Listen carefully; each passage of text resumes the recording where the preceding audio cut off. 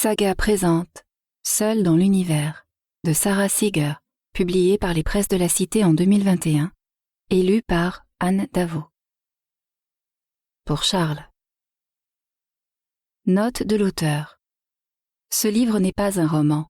Tout ce qui suit est vrai, autant que je m'en souvienne. Dans la mesure du possible, les faits qui y sont présentés ont été corroborés par des sources secondaires. Quelques noms ont été modifiés afin de protéger l'identité des personnes. Prologue. Toutes les planètes ne disposent pas d'une étoile. Certaines ne font partie d'aucun système solaire. Elles sont seules. On les appelle les planètes vagabondes. Parce qu'elles ne sont assujetties à aucune étoile, les planètes vagabondes ne sont pas arrimées dans l'espace. Elles n'orbitent pas. Les planètes vagabondes errent, dérivant dans le courant d'un océan infini. Elles ne bénéficient ni de la lumière, ni de la chaleur procurée par les étoiles. Nous connaissons avec certitude l'existence de l'une d'entre elles, PSO J318.5-22. En ce moment même, elle est quelque part là-haut, à voguer dans la galaxie tel un navire sans gouvernail, enveloppé d'une obscurité perpétuelle. Sa surface est balayée par des tempêtes incessantes. Il est probable qu'il pleuve sur PSO J318.5-22, mais pas de l'eau de pluie. Son ciel noir doit plus vraisemblablement déverser des agrégats de fer en fusion. Si une planète où il pleut du métal liquide dans l'obscurité peut paraître difficile à se représenter, les étoiles vagabondes ne relèvent aucunement de la science-fiction. Elles ne sont issues ni de notre imagination, ni de nos rêves. Des astrophysiciens comme moi les ont trouvées. Ce sont des endroits qui existent bel et bien sur nos cartes célestes. Rien que dans la Voie lactée, il y a peut-être des milliers de milliards d'exoplanètes plus conventionnelles, à savoir des planètes qui gravitent autour des centaines de milliards d'étoiles autres que le Soleil de notre galaxie. Mais dans cet ordre parfait et infini, dans le vide qui sépare les forces gravitationnelles, il y a aussi les égarés, les planètes vagabondes. PSO J318.5-22 n'est pas moins réel que la Terre. Certains jours je me levais sans parvenir à faire la différence entre ici et là-bas. Un matin, seuls les rires lointains de mes garçons ont réussi à me persuader de sortir de sous la couette. Max avait 8 ans, Alex en avait 6. Ils regardaient par la fenêtre, leurs visages illuminés d'une joie enfantine. C'était un week-end de janvier, au ciel bleu, et une fine couche de neige était tombée pendant la nuit. Enfin une éclaircie. Nous allions pouvoir faire de la luge, l'un de nos passe-temps favoris. Après un petit déjeuner rapide, Max et Alex ont commencé à enfiler leurs combinaisons. Une fois leur luge en plastique fourrée dans la voiture, nous avons fait le court trajet jusqu'au sommet de la colline de Nashawtuck. La colline est un lieu de rencontre populaire à Concord, dans le Massachusetts. Sa pente est suffisamment raide et la descente assez rapide pour ravir même les adultes. L'endroit peut être animé, mais pas ce matin-là. Il faut dire qu'il n'y avait pas assez de neige pour en profiter et que de hautes herbes et plantes variées dépassaient de la fine couche de poudreuse. Dans l'intérêt des garçons, j'ai fait mine que nous pourrions quand même nous amuser. Je n'y croyais pas moi-même. J'avais passé ma vie entière à chercher des lueurs dans l'obscurité. Désormais, je ne discernais plus que les ténèbres qui les entouraient. Mais nous avions fait l'effort de grimper en haut de la colline, autant que les garçons essaient d'en redescendre. 2 autres mères se tenaient au sommet, qui discutaient et riaient ensemble pendant que leurs enfants jouaient. Elles étaient belles, suffisamment pomponnées pour attiser mon amertume. Je les ai regardées avec froideur en me disant « Qui se lève un dimanche matin et pense à se maquiller comme ça ?» Elles avaient l'air tout droit sorties d'une brochure vantant les mérites du bonheur. Max était assez grand pour arriver en bas sans encombre. Même s'il se heurtait aux herbes, il disposait d'une masse et d'une vitesse suffisantes pour passer au-dessus ou au travers. La physique était beaucoup moins du côté d'Alex. Il n'arrêtait pas de se retrouver bloqué. Après plusieurs essais, il a fini par abandonner. Voir son frère dévaler la pente avec succès a été l'étincelle qui a mis le feu aux poudres. Il a décidé de rester assis là, à bouder, au beau milieu de la colline. Il ne pleurait pas, il s'était simplement planté là et refusait de bouger. S'il ne pouvait pas s'amuser, alors personne ne le pourrait. L'une des femmes m'a demandé si je pouvais lui dire de s'écarter. Il gênait les autres et elle avait peur qu'on lui fasse mal. Je comprenais la nécessité de l'inciter à se relever. Mais j'étais également épuisée, mes meilleures intentions envolées. Je n'étais pas d'humeur à recevoir des ordres de quelqu'un comme elle, quelqu'un de si joli. Je n'étais pas d'humeur à recevoir des ordres de qui que ce soit. Je lui ai jeté un regard noir en secouant la tête. Elle a réitéré sa question. « Non, ai-je répondu. Il a un problème. » Elle a souri, ri même peut-être un peu.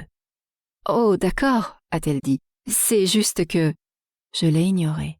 « C'est juste que la colline, il a un problème. Mon mari est mort. » Lorsque vous vous trouvez dans les affres du deuil, vous faites horreur à la plupart des gens. Personne ne sait quoi dire ni comment se comporter en votre présence. Tout le monde a peur de ce que vous représentez, et en un sens, je suppose que vous en venez à convoiter cette peur que vous inspirez chez les autres. Cette distance que les gens gardent est une marque de respect. Votre deuil justifie qu'on vous laisse les coudées franches. Vous vous mettez à rêver de pouvoir influencer les allées et venues des autres, votre peine semblable à un super-pouvoir, votre tristesse le plus extraordinaire de vos attributs. Vous vous mettez à rêver d'espace. Je pensais que la femme sur la colline serait choquée, qu'elle battrait en retraite. Au lieu de quoi, elle a fait la chose la plus surprenante qui soit. Elle a souri, puis son regard s'est éclairé. Il émanait d'elle une chaleur douce et réconfortante. « Le mien aussi », m'a-t-elle annoncé. J'en suis restée bouche bée. Je crois que je lui ai demandé depuis combien de temps elle était veuve. « 5 ans », m'a-t-elle répondu. Cela ne faisait que 6 mois pour moi. Elle a oublié ce que ça fait, me suis-je dit. Quel culot de se moquer de moi. J'ai soudain été prise d'une irrépressible envie de fuir, de retourner me coucher, assaillie par mes déferlements de fer en fusion, mais Max s'amusait encore sur la colline. C'est dans ces moments-là, lorsque vous vous sentez tiraillé entre deux décisions, que vous prenez conscience de l'étendue de votre solitude. Il vous faut trouver des solutions à des problèmes insolubles. J'ai décidé de faire un saut à la maison avec les garçons et de récupérer l'iPad pour Alex avant de revenir. Il pourrait rester jouer dans la voiture et Max continuer à faire de la luge. Avec un peu de chance, l'autre veuve serait partie entre-temps. Elle était encore là à notre retour. Rencontrer de ravissantes nouvelles personnes n'était jamais chose facile pour moi, même dans les meilleures circonstances, ce qui était loin d'être le cas. J'ignorais comment me comporter. J'ai essayé de garder mes distances, de me montrer plus repoussante que je ne l'étais déjà. En vain. Elle s'est dirigée vers moi. J'étais mortifiée. Ne voyait-elle pas la pancarte autour de mon cou? Ne savait-elle pas qu'il était préférable de me laisser seule? Mais cette fois, son approche s'est avérée un peu différente. Ses mouvements étaient mesurés, comme si elle veillait à ne pas m'effrayer. Elle souriait toujours, mais de façon moins appuyée. Elle tenait dans sa main un bout de papier. Elle y avait écrit son prénom, Mélissa, et son numéro de téléphone. Elle m'a appris qu'il y avait un groupe de veuves de notre âge à Concorde, parlant d'elles comme s'il s'agissait d'une macabre troupe d'acrobates, comme si leur nom devait se parer d'une majuscule, les veuves de Concorde.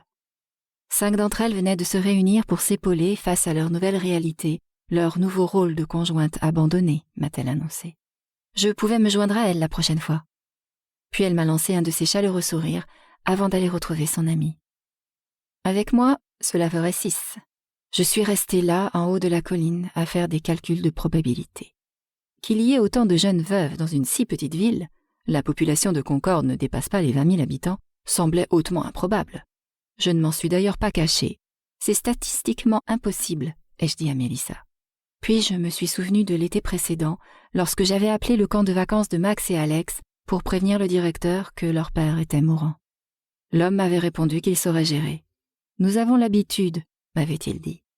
Cela m'avait déconcerté à l'époque, mais à présent je comprenais mieux.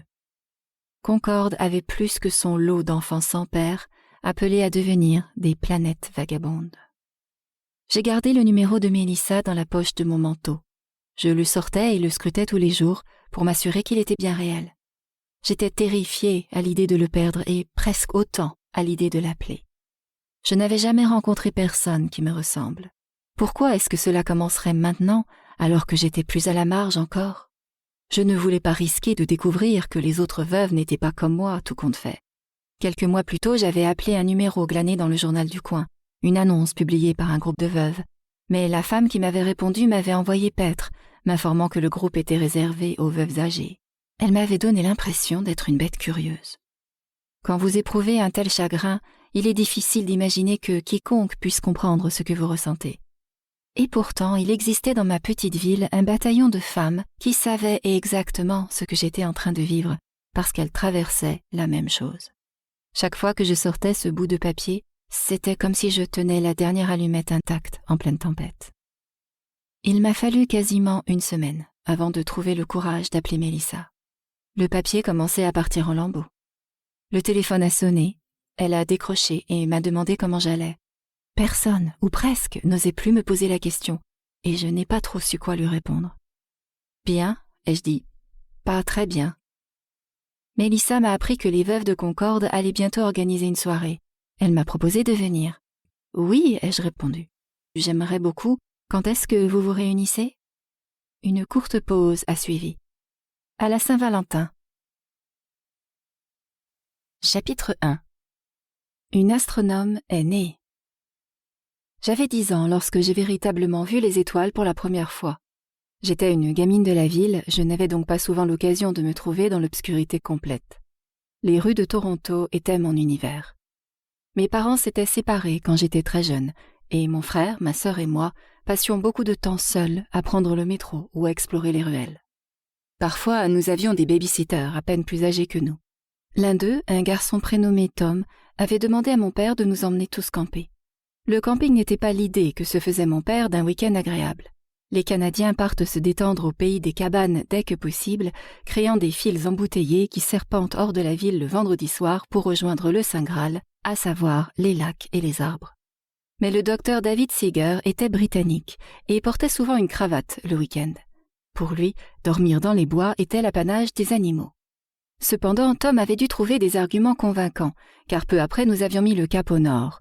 Nous nous rendions dans un parc provincial du nom de Bon Echo, niché dans un coin reculé de l'Ontario, à 3 ou 4 heures de route de Toronto.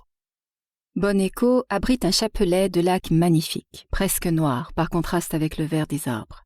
On y trouve des plages de sable blanc et des falaises de granit rose, parfaites pour sauter dans l'eau fraîche après avoir grimpé aussi haut que vous en avez le courage, mais également des tapis roux d'aiguilles de pin jonchant le sol de la forêt.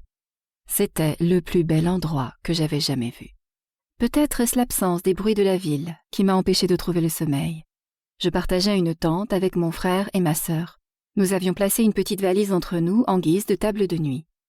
On nous avait laissé nous débrouiller seuls, comme d'habitude, pour préparer nos affaires. Nous ne savions pas que les campeurs n'emportent pas de valise.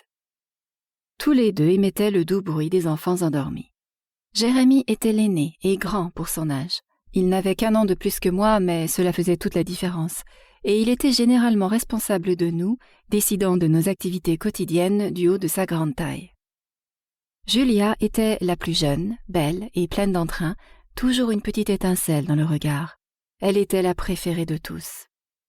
J'occupais le milieu dans tous les sens du terme, petite et maussade. J'étais l'enfant ténébreuse. Jérémie et Julia ont les cheveux blonds et les yeux bleus, j'ai les cheveux bruns et les yeux noisettes. Et mes yeux ont été les seuls à rester ouverts cette nuit-là. J'ai remonté la fermeture éclair de la tente et je me suis esquivée dans le noir. Je suis allée juste assez loin pour atteindre l'orée des arbres. C'est là que j'ai regardé en l'air. Mon cœur s'est arrêté. Bien des années plus tard, je me rappelle encore cette sensation dans ma poitrine. C'était une nuit sans lune et les étoiles étaient innombrables là-haut. Il y en avait des centaines, des milliers même. Je me suis demandé comment une telle beauté pouvait exister et pourquoi personne ne m'en avait jamais parlé. Je devais être la première à voir le ciel nocturne. La première de l'histoire de l'humanité à avoir le cran de sortir dehors et de regarder en l'air. Sinon, les gens parleraient des étoiles, ils les montreraient aux enfants dès qu'ils sont en âge d'ouvrir les yeux. Je suis restée là, debout, à regarder le ciel pendant ce qui m'a paru des heures, bien qu'il n'ait dû s'écouler qu'une poignée de secondes. Une petite fille qui savait naviguer à travers le chaos d'une grande ville et d'un foyer brisé, mais à qui l'on venait de donner son premier aperçu d'un véritable mystère. J'ai été submergée par la sensation d'un trop-plein de lumière, d'un trop-plein de connaissances à assimiler d'un seul coup. Je suis retournée à la tente au pas de course, je me suis blottie contre ma sœur endormie et au rythme paisible de sa respiration, j'ai essayé de redevenir une gamine de 10 ans. Mon père habitait en périphérie de Toronto, dans un ensemble d'immeubles et de pavillons coquets et bien entretenus. Ma mère occupait un ancien logement social dans un quartier désaffecté de la ville, South Annex. Elle y vivait avec mon beau-père, parmi des piles de vieux journaux et une armada de chats au nom de personnages de romans. C'était une écrivaine, une poétesse. N'ayant jamais été proche d'aucun enfant en dehors de ceux de ma famille, j'ignorais à quel point nous étions différents. Quand je suis d'humeur magnanime, je me dis que nous avons eu de la chance d'échapper aux contraintes d'une éducation plus conventionnelle. J'ai grandi avec la conviction que la liberté est un cadeau précieux, quelle que soit la forme qu'elle revêt, et cette liberté presque invraisemblable dont nous avons bénéficié a contribué à faire de nous ce que nous sommes aujourd'hui. Jérémie est infirmier, Julia est harpiste, je suis astrophysicienne. Mais quand je pense à ce qu'a été la réalité de nos jeunes années, j'ai du mal à croire que nous ayons survécu, surtout lorsque je regarde mes garçons au même âge. Nous étions des oursons entraînés à évoluer parmi les ours. À l'époque où nous vivions dans le logement social, nous étions inscrits dans une école Montessori en dehors de la ville, non loin de la maison isolée qui était notre chez nous avant que ma mère et mon père ne se séparent. J'ignore pourquoi nous sommes restés dans cette école après notre déménagement en ville, mais les trajets nous prenaient plus d'1 heure, incluant 2 bus, un métro et de longues attentes aux arrêts et sur des quais bondés. Jérémie devait avoir 8 ans, ce qui me faisait 7 ans, et Julia 5. Après quelques semaines de rodage, nous faisions le trajet seuls quotidiennement. Jérémie avait pour habitude d'économiser une pleine poche de pièces jusqu'à en avoir assez pour nous acheter un paquet de chips saveur crème et oignon que nous partagions consciencieusement. Encore aujourd'hui, la simple odeur de ces chips me ramène à ces trajets en bus et en métro. Nous passions le temps en lisant les journaux que les adultes abandonnaient ou ceux que nous volions au distributeur avant que le clapet ne se referme derrière le dernier client. J'imagine que c'était une bonne chose. Nous étions ce que les éducateurs aujourd'hui qualifieraient de précoces. Un jour, ma sœur a trébuché dans une flaque de boue à l'arrêt de bus qui marquait le début du long retour jusque chez nous. Après une première partie du trajet passée à pleurer, une femme a remarqué Julia, toujours en larmes, dans la station de métro, et l'a emmenée aux toilettes pour la débarbouiller. Cela a pris un temps fou, et je faisais des allers-retours pour tenir mon frère informé de la situation, tandis qu'il faisait le pied de grue, inquiet, devant les toilettes pour dames. J'essaie d'imaginer le même scénario de nos jours. Une femme tombant sur 3 enfants de moins de 8 ans, dont une gamine en pleurs et couverte de boue. Je pense qu'aujourd'hui l'histoire se solderait par un appel à la police. Dans notre cas, elle s'est terminée par une inconnue faisant de son mieux pour rendre ma sœur de 5 ans présentable avant que nous ne montions dans le métro qui nous ramènerait en ville. J'ai des souvenirs plus traumatisants que celui-là. Mon beau-père était un monstre, le genre de brute qui hante normalement les recoins les plus sombres des contes de fées. Il n'était pas physiquement violent envers moi, mais il pouvait se montrer incroyablement cruel, et ses sautes d'humeur étaient cinglantes. Je vivais dans la peur constante de le provoquer. Ma mère et lui étaient encore au lit quand nous partions pour l'école, après nous être préparés tant bien que mal un petit déjeuner et un casse-croûte pour le midi. Il ne travaillait pas et la carrière d'écrivaine de ma mère n'était pas franchement lucrative. Mon père m'a confié un jour qu'il suspectait sa pension alimentaire d'être le seul moyen de subsistance de la famille. Quand ma mère et mon beau-père ont eu un enfant ensemble, ma demi-sœur, nous nous sommes retrouvés avec si peu d'argent que je me suis demandé si nous ne vivions pas tous les 6 sur une pension alimentaire prévue pour 3. Julia et moi avons dû partager notre chambre, déjà bien assez encombrée, avec le bébé. Notre demi-sœur a pleuré toute la nuit pendant des mois à cause de ses coliques et a continué à me réveiller à l'aube encore bien après, ma mère faisant la sourde oreille chaque fois que je la suppliais de couvrir nos fenêtres qui donnaient à l'est. Je me levais constamment pour m'occuper du bébé. À 9 ans, j'ai décidé un matin de me passer de la compagnie de Julia pour aller à l'école. Nous avions quitté l'école Montessori, mais notre nouvelle école restait à 1,5 km de marche. Julia devait avoir 7 ans. Ce jour-là, je voulais y aller avec une de mes rares presque copines, et je refusais que ma petite sœur nous colle au basque, alors je lui avais dit de se débrouiller seule. Au lieu de passer par les petites rues, plus calmes et plus sûres, elle avait pris les axes principaux. À un coin de rue particulièrement animé, elle a été prise à partie par une déséquilibrée qui lui a hurlé au visage et qui a essayé de lui mettre des coups de sac. Julia s'est pétrifiée et a crié à l'aide. Pendant un bon moment, personne n'a réagi. C'est finalement un agent immobilier qui a surgi d'un bureau non loin de là pour lui porter secours. Des jours durant, les enseignants de notre école m'ont demandé ce qui s'était passé. « Oh non, pas l'adorable Julia !» Ils étaient sous le choc. « Ça va être ta fête !» m'a hurlé mon beau-père quand je suis rentrée. Je ne me rappelle plus exactement ce qu'il a dit ensuite, mais quand je ferme les yeux, j'entends ces mots « Tu es une mauvaise personne. Qu'est-ce qui t'est passé par la tête? Tu es complètement irresponsable. Tu n'es qu'une gamine ingrate. Je suis furieux contre toi. » J'aurais dû veiller sur ma petite sœur. Mais, d'un autre côté, je n'avais que 9 ans. Cette nuit-là, c'est moi qui me suis réveillée en pleurant. Nous passions les week-ends avec mon père, d'abord dans son appartement donnant sur l'autoroute. Ces 2 jours étaient comme des vacances face à la peur constante de mon beau-père. Mon père faisait la sieste l'après-midi pour récupérer de sa semaine de travail, tandis que mon frère, ma sœur et moi attendions en jouant à des jeux tout droit sortis de notre imagination. Un jour, nous sommes sortis sur le balcon. Notre père vivait au 18e étage. C'était la première fois de notre vie que nous nous retrouvions si loin du sol, et assez naturellement, m'a-t-il semblé, nous avons décidé de jeter toutes sortes d'objets par-dessus la rambarde pour les regarder tomber. Rien de lourd, un peigne, une poupée. Mais la gravité reste la gravité, et n'importe quel objet voit sa vitesse de chute augmenter en tombant de 18 étages.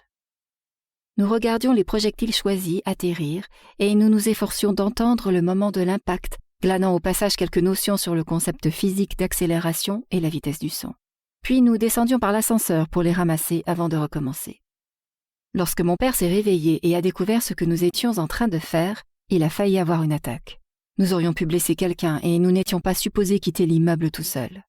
Je ne comprenais même pas que de telles règles puissent exister et encore moins qu'il me faille les suivre. Depuis, j'ai appris que de nombreux scientifiques ont été des gamins espiègles et que la nature de leurs bêtises constitue un bon indicateur de leur futur champ de spécialisation. Les chimistes, par exemple, passent souvent par une phase de pyromanie enfantine. Les biologistes peuvent se montrer un peu trop curieux vis-à-vis de ce qui se cache à l'intérieur d'une grenouille. Les physiciens font tôt ou tard tomber des objets de très haut. Même s'il réprouvait notre expérience, mon père était un adepte de la démonstration, toujours prompt à enseigner par l'exemple. Son premier appartement n'était pas conçu pour une famille et nous dormions dans des lits improvisés, mais au moins nous n'avions pas à nous inquiéter de voir nos vêtements aspergés de phéromones par des chats blancs aux yeux étranges répondant au doux nom de Rosenkratz ou Guildenstern. Un matin, en défaisant le canapé-lit que je partageais avec ma sœur, j'ai déchiré accidentellement la couverture en polyester orange que nous utilisions. J'avais été conditionnée par mon beau-père à redouter les conséquences d'une telle négligence et je me suis mise à pleurer de manière incontrôlable.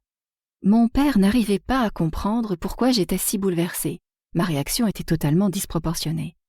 Malheureusement, il n'a pas fait le rapprochement. Il nous avait entendu nous plaindre de notre beau-père, mais je pense qu'il nous voyait simplement comme des enfants de divorcés typiques, ressentant une colère instinctive à l'égard de leurs parents de substitution. Sur le moment, tout ce qu'il pouvait voir, c'était sa petite fille épouvantée, anéantie par un trou dans une couverture bon marché. Je n'ai jamais oublié ce qu'il a fait ensuite. Il a saisi la couverture des 2 côtés du trou et l'a déchirée en 2. Il essayait de m'enseigner qu'il y a des choses qui comptent et d'autres pas. Mais à l'époque, j'en ai tiré une toute autre leçon. Tout dépend de l'endroit où vous vous trouvez. À mesure que nous grandissions, je suis devenue de plus en plus proche de mon père. Avec lui, je me sentais comprise. Il a été médecin de famille pendant des années et son cabinet bondé était une pierre angulaire de la petite ville de Markham, au nord de Toronto.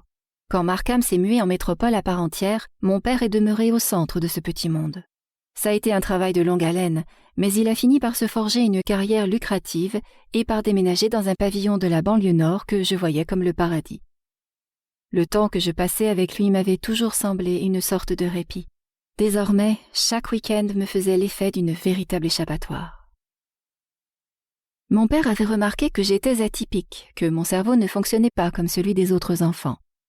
Parfois, il s'inquiétait tout haut du fait que j'étais trop sérieuse et pas assez souriante. Un jour, tandis que nous parcourions des photos, il m'a montré ce qu'il voulait dire. Mon regard était triste et lointain, comme si je regardais quelque chose que personne d'autre ne pouvait voir. Il m'a avoué qu'il s'était d'abord demandé si je n'étais pas atteinte de déficience intellectuelle. Des décennies plus tard, je poserai un nom sur mon regard indocile, un diagnostic qui me place sur le spectre de l'autisme. En attendant, et jusqu'à la mort de mon père, je restais simplement sa fille qui fonctionnait un peu différemment des autres. Je passerais un temps infini à me poser des questions, tourmentée par mon sentiment d'étrangeté. Mais mon père m'a fait le cadeau de m'accepter telle que je suis. Je me souviens qu'il avait invité un ami à dîner et que celui-ci avait déclaré que mon être intérieur appartenait à quelqu'un de bien plus âgé. Mon père avait eu un sourire radieux à l'idée que mon corps et mon âme puissent être dissociés. Il croyait en la réincarnation et il s'était demandé tout haut si nous nous étions connus dans une vie antérieure et si cela pouvait expliquer à quel point nous étions liés. Il était certain que nous nous retrouverions dans une vie future. À 11 ans, les livres étaient devenus mon principal moyen d'appréhender le monde. Alors, quand le sujet de la réincarnation est arrivé sur la table, j'ai fait ce que j'avais l'habitude de faire, à savoir me rendre à la bibliothèque pour m'informer sur les probabilités d'une vie après la mort. Si je suis arrivée à la conclusion que la mort était définitive, mon père m'avait néanmoins ouverte à d'autres possibilités. C'est ce qu'être père signifiait pour lui. Son rôle était de nous servir de guide parmi les merveilles de l'existence humaine. Il a décidé que je deviendrais médecin comme lui et s'est attelé à me préparer à sa définition d'une carrière à succès. Il me faisait écouter de la musique classique aux envolées lyriques et me donnait des livres bien au-dessus de mes capacités. Je me souviens qu'il m'en a prêté un de Georges Gamow intitulé « 1, 2, 3, l'infini ». Je l'ai lu, en fille disciplinée. Je n'y ai absolument rien compris. J'ai été beaucoup plus marquée par un autre ouvrage, un livre de poche rouge pas très épais, intitulé « La magie de croire ». Mon père avait acheté une caisse entière de ce livre de Claude Bristol et en donnait un exemplaire à quiconque était preneur. Il s'agissait d'une étude historique sur le pouvoir de la pensée positive. Je l'ai lu et relu, encore et encore. Mon passage préféré était l'histoire d'une fille qui s'appelait Opale, dont le père était bûcheron dans l'Oregon et qui prétendait appartenir à la famille royale française. La plupart des gens la pensaient folle. Or, à la vingtaine, elle devint bel et bien membre d'une famille royale, non pas en France, mais en Inde, où un journaliste l'aperçut un jour dans un splendide carrosse tiré par plusieurs chevaux. Ce livre m'a incité à croire en une forme de magie pragmatique. Une vision engendrait un plan d'action, qui lui-même engendrait des opportunités. Je pourrais me construire une vie meilleure à force de volonté. En attendant, ma réalité demeurait réfractaire au changement. À 12 ans, mon père m'a inscrite dans une école privée, l'école pour filles anglicanes Saint-Clément. Nous étions juifs, en théorie, sinon en pratique, je ne correspondais donc qu'à moitié aux critères. Mais ça a été la seule école privée à m'accepter. Jusque-là, j'avais trouvé les examens d'entrée faciles, mais les entretiens avaient été une autre paire de manches. Peut-être ces écoles me trouvaient-elles trop peu préparée socialement pour m'intégrer. Avec le recul, je crois que le problème tenait plus probablement à mon silence au cours de ce qui était censé être une conversation. Je ne savais jamais quoi dire, alors, la plupart du temps, je ne disais rien. J'ai intégré Saint-Clément en classe de 5e.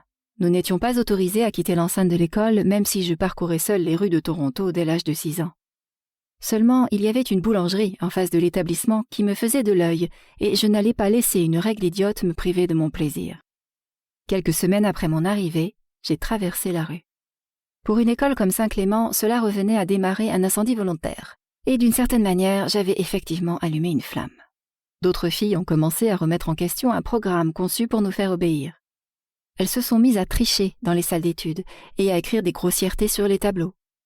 Une fille a écrit « Jésus vous aime », ce qui fut considéré comme offensant pour des raisons que je n'ai jamais comprises. La principale me voyait comme l'instigatrice de cette rébellion, probablement parce que je l'étais. Elle m'a convoquée dans son bureau plus d'une fois. « Sarah », commençait-elle chaque fois, « tu es très intelligente, jolie, et les autres élèves suivent ton exemple. Tu pourrais mettre ces qualités à profit d'une autre manière. » Quelque chose avait changé en moi et ses jugements m'agaçaient. Pourquoi devrais-je être la personne qu'elle voulait que je sois? Quand les autres parents ont commencé à interdire à leurs filles de me parler, j'ai pris conscience qu'il était temps de changer d'école.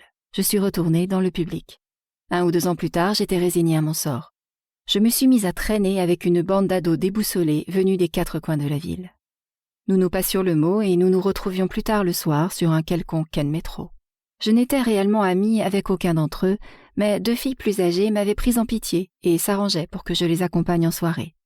Elles me taquinaient sur ma manière de m'habiller avant de me prêter des vêtements plus appropriés, et je les suivais comme une mascotte en essayant de comprendre comment ressentir ce qu'elles ressentaient l'une pour l'autre. Leur taquinerie restait préférable aux véritables brimades que je subissais à l'école. Nous nous déversions dans chaque recoin de la ville, comme du mercure.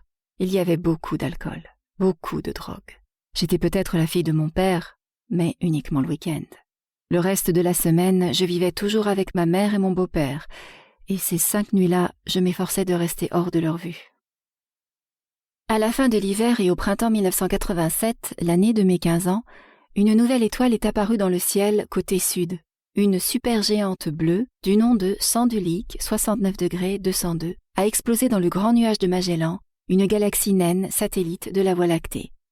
C'était la supernova la plus proche depuis presque 400 ans, la première opportunité des astronomes modernes d'assister en direct à la mort d'une étoile et à la naissance d'une autre. Elle se situait à 168 000 années-lumière de la Terre, mais nul besoin de télescope pour la voir. Sa lumière résiduelle a brillé dans le ciel de sa découverte de février à l'apogée de son éclat en mai.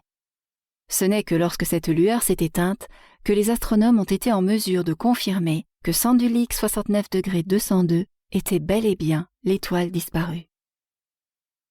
Un dimanche après-midi, j'étais censée aller à la patinoire avec des filles de l'école. Je me suis désistée et à la place, je me suis rendue à une présentation sur la nouvelle supernova à l'Université de Toronto. Parmi une flopée d'hommes en costume, l'un d'eux se démarquait par son jean. Il s'agissait de l'astronome qui avait découvert la supernova 1987A et sa lumière en forme de halo. 2000 personnes installées sur des sièges en gradin l'écoutaient s'exprimer sur scène. J'étais fascinée, assise dans ce silence religieux, transportée par cette fabuleuse histoire de découverte. L'émerveillement qui s'était emparé de moi à bon écho s'est ravivé. Il n'avait suffi que de l'autodestruction d'une étoile. Cet été-là, j'ai eu 16 ans.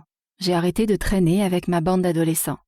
Nous étions sur un ferry à destination des îles de Toronto, à tuer le temps lors d'une énième soirée ennuyeuse dont nous ne voyions pas le bout, quand j'ai aperçu les lumières d'un bateau voguant en sens inverse et compris que c'était sur ce bateau que je voulais être. J'ai dégoté un petit boulot sur un stand de jeu à l'exposition nationale canadienne, celui des poissons en plastique impossibles à attraper. Après 3 semaines de foule et de chaleur, j'avais accumulé la somme rondelette de 400 $. J'ai dépensé jusqu'au dernier cent dans l'achat d'un télescope réflecteur 4 pouces. Je laissais le télescope chez mon père. L'hiver suivant, j'ai passé mes week-ends debout dans le froid, au milieu d'un immense parking à regarder les étoiles. Souvent, mon père se tenait tremblant à mes côtés, nos respirations formant un seul et même nuage dans l'air glacé. Je garde un souvenir parfaitement limpide de la nuit où nous avons trouvé Jupiter pour la première fois. De retour sur Terre, mon père a décidé de se lancer dans une nouvelle carrière. Il s'est mis à proposer des greffes capillaires. Malgré son succès en tant que médecin généraliste, il a pris plaisir à tout recommencer, à poser les fondations d'un nouveau projet à long terme. Pour moi, il y avait quelque chose de doux amer dans son nouveau travail. Il ne sauvait certes la vie de personne en redonnant des cheveux à ses patients, mais ces derniers ont bientôt compté parmi ses plus fidèles admirateurs. Ils avaient dû endurer des années de stress, de manque d'assurance, ainsi que les affres d'une séparation forcée mais inéluctable, et voilà qu'un homme leur promettait de leur rendre tout ce qu'ils avaient perdu en même temps que leurs cheveux. À ses débuts, l'implantation capillaire était un procédé barbare. Des hommes désespérés se soumettaient à l'extraction de centaines de follicules pileux sur des sections entières de leur cuir chevelu. L'opération pouvait les laisser plus amochés et vulnérables qu'avant. Le remède, pire que le mal. L'effet cheveux de poupée était alors un effet secondaire répandu. Mon père voulait faire mieux et était obnubilé par l'idée d'améliorer sa technique. La greffe de milliers de follicules uniques, à l'aspect plus réaliste, est devenue sa marque de fabrique. Il testait chaque avancée promise, il a été l'un des premiers à utiliser la chirurgie laser, avant de l'abandonner parce qu'elle brûlait ce qu'elle était censée aider à pousser. Il ne semblait jamais se satisfaire des meilleurs résultats obtenus de ses mains habiles. Une implantation satisfaisante des cheveux ne paraît sans doute pas une des ambitions les plus démesurées de la planète, mais rien ne résiste mieux à l'imitation que la nature, et la dévotion de mon père à son activité et à ses patients a eu un profond impact sur moi. Ça a été sa démonstration par l'exemple la plus accidentelle, mais la plus importante. Il y avait quelque chose d'inspirant dans sa capacité à refuser le présent comme une réalité immuable. Après de courts séjours dans d'autres écoles, j'ai finalement atterri au Jarvis Collegiate Institute, un lycée public non loin du centre-ville très réputé en maths et en sciences. C'était un établissement d'une grande mixité dans tous les sens du terme, plein d'immigrés du monde entier, d'une kyrielle de dandys et de flâneurs, de génies et de traînes savates. Jarvis Collegiate était l'école parfaite pour une solitaire comme moi. On ne s'y sentait aucunement forcé de s'intégrer car personne n'était d'accord sur ce que signifiait être cool. Je n'étais pas soulagée de pouvoir m'y faire des amis, mais plutôt soulagée de ne plus avoir à me soucier d'en trouver. Un jour sur le chemin du lycée, seul, comme d'habitude, j'ai vu, en coupant par le campus de l'Université de Toronto, une affiche annonçant des journées portes ouvertes ce week-end-là. Le samedi, j'y suis retournée, j'ai trouvé le bâtiment le plus haut du campus et j'ai pris l'ascenseur pour rejoindre le département d'astronomie. Derrière une table, des professeurs et des étudiants distribuaient des petites piles de brochures. C'est là que ça m'a frappée. Plus qu'une passion, L'astronomie pouvait devenir une carrière. J'ai décidé d'être assidue dans mon travail scolaire. De bonnes notes m'ouvriraient les portes de l'université, ce qui me permettrait de regarder les étoiles pour le restant de mes jours. Magique. La plupart des matières se sont révélées faciles pour moi, à l'exception notable au début des sciences physiques. Il m'était difficile d'appliquer leurs équations au monde réel. La vie me paraissait bien plus aléatoire et chaotique. Ou du moins, ma vie. Puis un jour, mon professeur de physique nous a donné à chacun un ressort hélicoïdal. À l'autre bout de la salle de classe, il a installé un panneau dans lequel il avait découpé un trou. Le but de l'exercice était de calculer la constante de rappel du ressort et d'utiliser la loi de Hooke et l'équation du mouvement pour trouver l'angle parfait auquel lancer le ressort afin qu'il traverse la pièce et passe par le trou. Nous avons fait nos tentatives l'un après l'autre. À peu près un tiers des étudiants ont mis dans le mille. Quant à savoir combien d'entre eux avaient suivi la loi de Hooke et combien avaient simplement eu de la chance, j'ai quelques doutes sur la question. J'ai fait le calcul que j'ai vérifié et revérifié jusqu'à ce que ce soit enfin à mon tour. J'ai orienté mon ressort selon l'angle voulu et j'ai tiré. Voir celui-ci former un arc à travers la pièce et passer en plein milieu du trou m'a laissé bouche bée. Au début de ma dernière année de lycée, j'ai eu la surprise de me voir remettre 3 enveloppes en même temps que mon emploi du temps.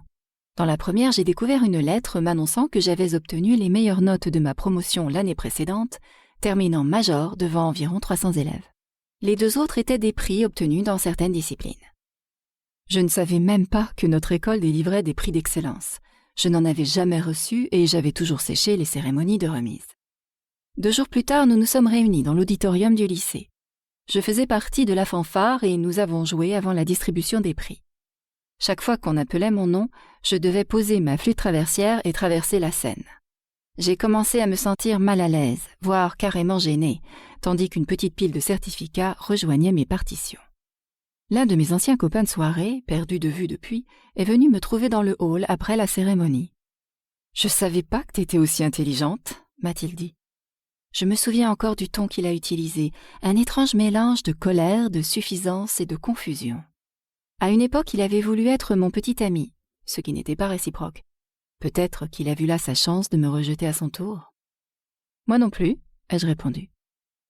J'imagine que j'aurais dû être heureuse, fière même de mes réussites scolaires, mais je ne l'étais pas tant que ça. Je considérais la chose avec logique. J'avais remporté des prix dans les matières pour lesquelles j'avais décroché les meilleures notes. Cela coulait de source. Ce qui me paraissait moins logique, en revanche, c'était d'avoir décroché ces meilleures notes la première fois que j'avais essayé de les obtenir. Je ne m'étais montrée ni acharnée, ni particulièrement déterminée. J'avais simplement décidé de travailler plus dur. Cela ne tenait pas debout. Être la meilleure aurait dû être plus difficile.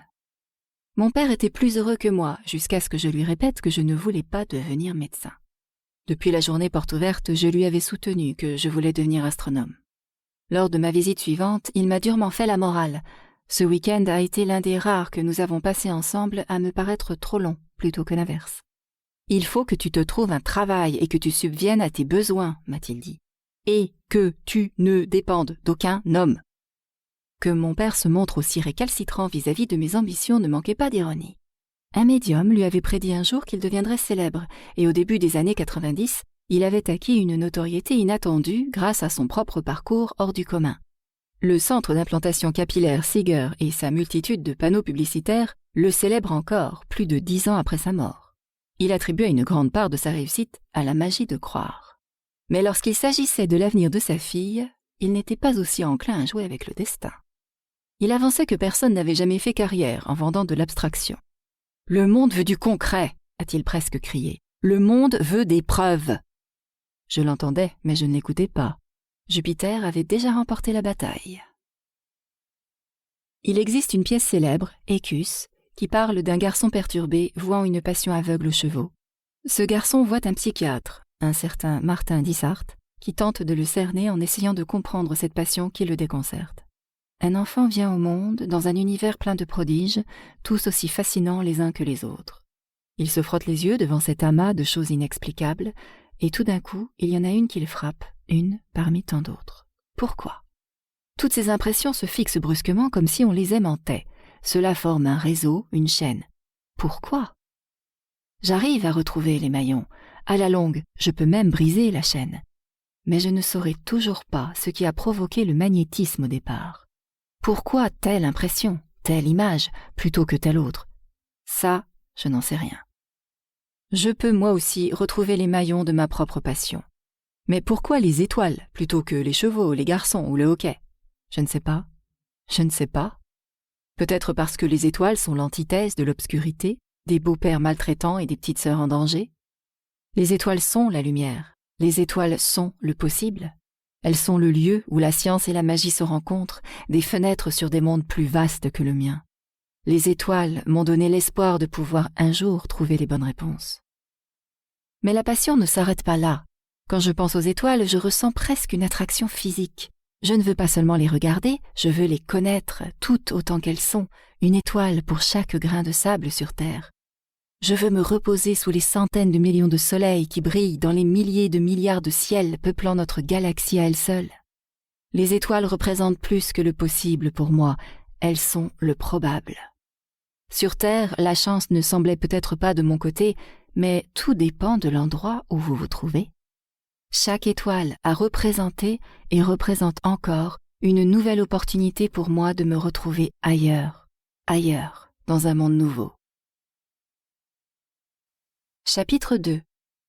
Changement de trajectoire. Entre nous et le pôle Nord s'étendaient des milliers de kilomètres dont je n'avais pas encore vu le moindre centimètre. À chacun de nos pas succéderait une nouvelle découverte. Mon corps a été traversé par une sorte de courant électrique, le frisson de l'inconnu. Ici, j'étais vierge de toute connaissance.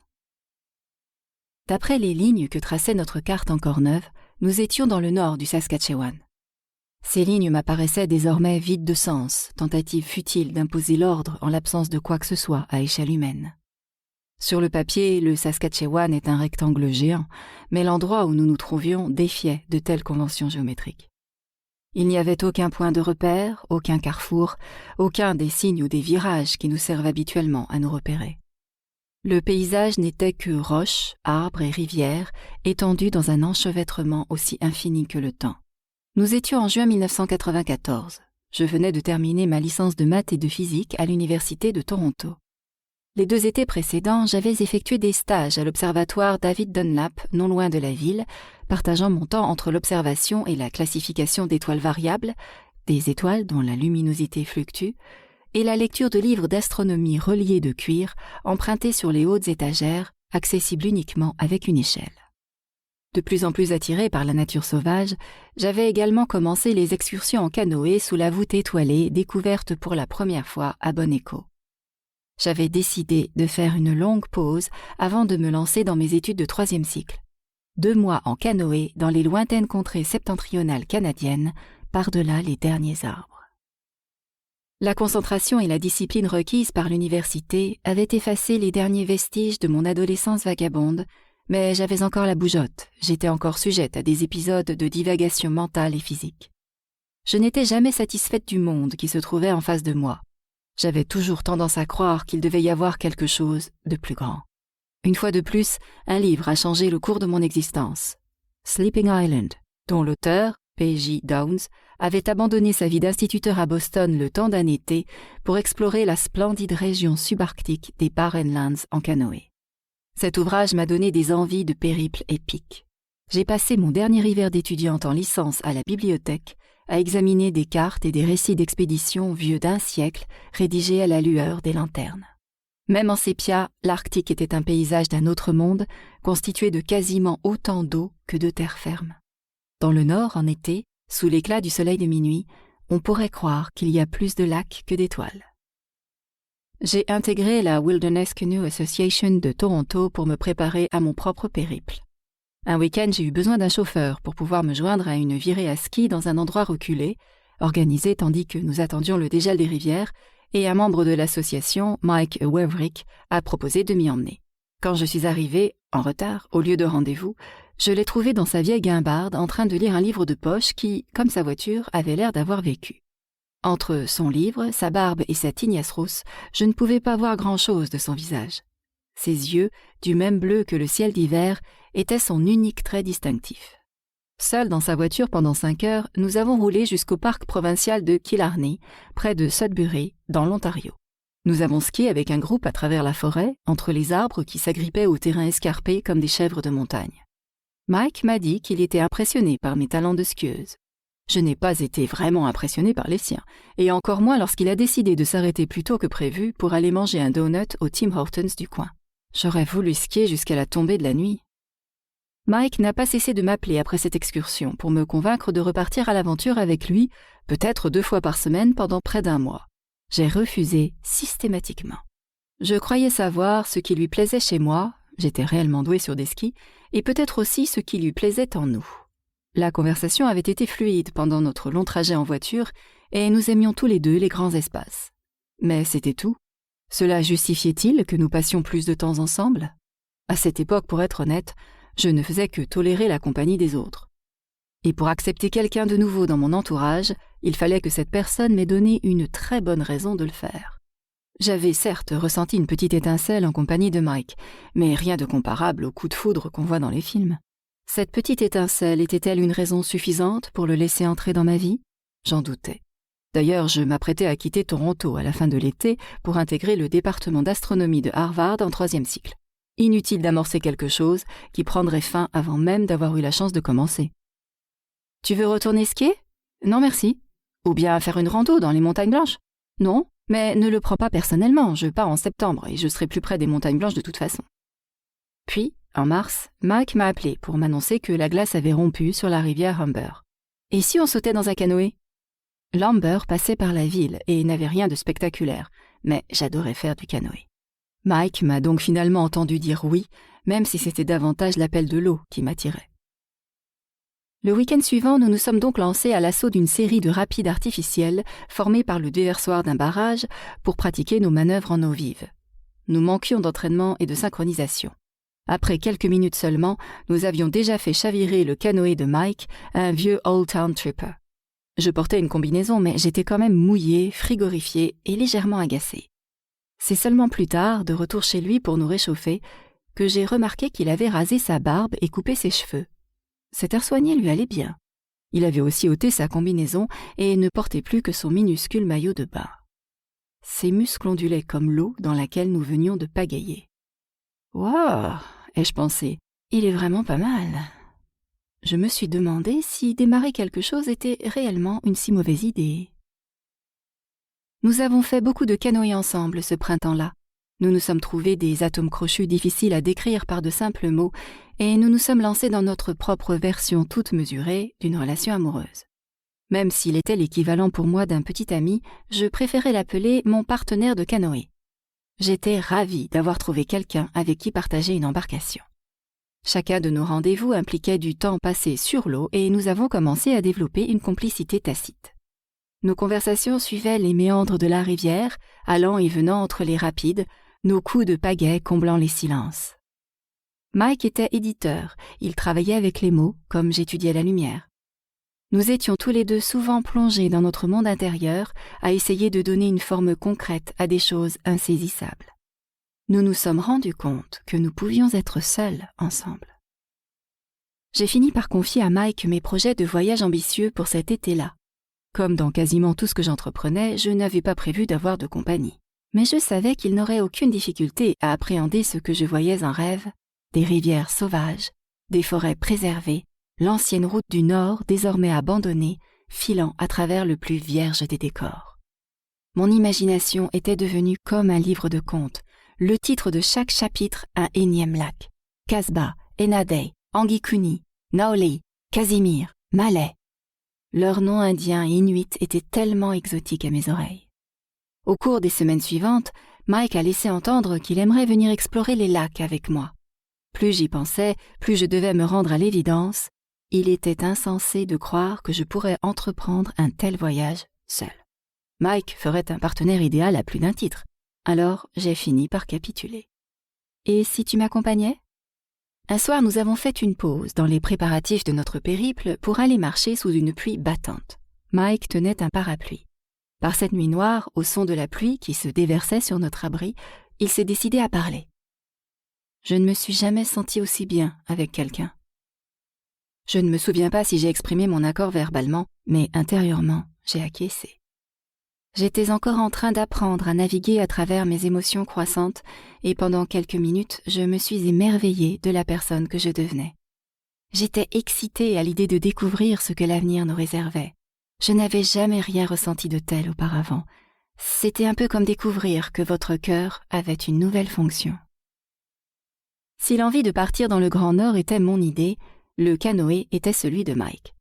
Après avoir mis à l'eau son Old Town Tripper dans une rivière relativement calme, nous avons pagayé jusqu'au premier de ces lacs inconnus, une mer intérieure du nom de Wollaston. En voyant son étendue à couper le souffle, je me suis demandé comment j'avais pu croire une seule seconde pouvoir entreprendre ce voyage seul. Après notre traversée du Wollaston, nous avons passé l'essentiel des 2 premières semaines de notre périple sur l'eau. Nous avons dévalé des rapides aussi redoutables qu'assourdissants. Nous avions fréquemment l'impression de ne pas choisir où nous allions. Les rivières prenaient la décision à notre place. Gonflées par la fonte des glaces, celles-ci nous emportaient dans des rapides qui dépassaient largement mes compétences. Il faut se montrer prudent lorsqu'on voyage sur une même embarcation dans une région aussi isolée. Vous pourriez crier à plein poumon que personne ne vous entendrait, et si d'aventure vous perdiez votre canoë, il y a fort à parier que vous y resteriez avec lui. Souvent, nous rencontrions des rapides trop puissants pour pouvoir nous y attaquer. J'aimais observer Mike dans ces moments-là, le regarder scruter la vapeur qui s'échappait de la rivière sous nos yeux. J'admirais le calme de ses prises de décision. Nous rejoignions alors la rive et hissions notre canoë, ainsi que des dizaines de kilos d'équipement sur notre dos. C'était un peu comme voyager dans le sens le plus pur du terme. Nous méritions chaque parcelle de terre que nous parcourions. Le nord du Saskatchewan nous a impressionnés par sa beauté brute, ses esquerres recouverts d'épinettes blanches et de débris décolorés laissés par d'anciens voyageurs. Résidus de feux de camp, boîtes de conserve, vieilles bottes et autres os de caribou auxquels le soleil donnait une teinte argentée. Nous n'avons pas rencontré âme qui vive, sauf si vous êtes du genre à croire que les mouches noires ont une âme. Dans ce cas, nous en avons rencontré des milliers. Une grande partie du sol avait brûlé. Il y avait de la brume et une odeur de fumée dans l'air. Il nous était impossible de savoir si les feux de forêt du bas Arctique qui fleurissent chaque année étaient en train de démarrer ou en passe de s'essouffler, si nous nous rapprochions ou non du danger. Nous savions que les incendies étaient là, quelque part, mais impossible de les voir. Seule leur volute de fumée aux formes mystérieuses nous donnait une idée de leur magnitude.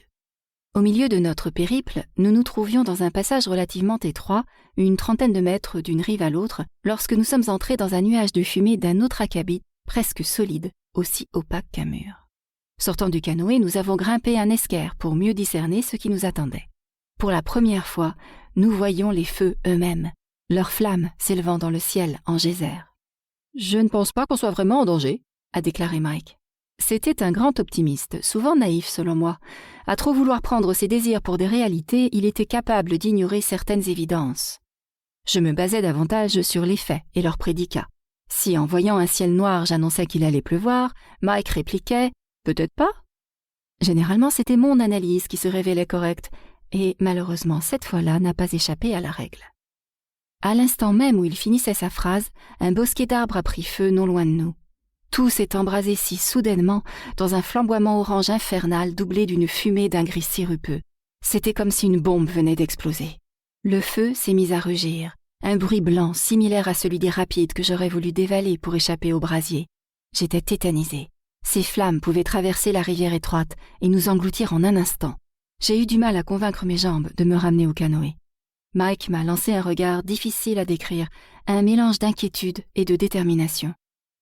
Nous pensions tous les deux que nous étions fichus. Nous essayions tous les deux d'imaginer le contraire.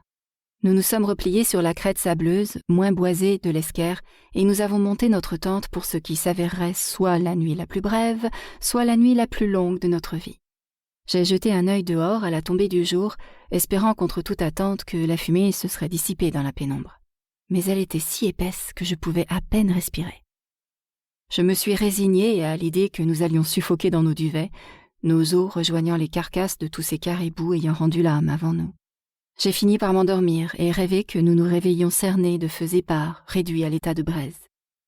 Au matin, le vent avait tourné. La fumée était désormais moins épaisse, et en l'espace de quelques heures, les flammes s'étaient taries.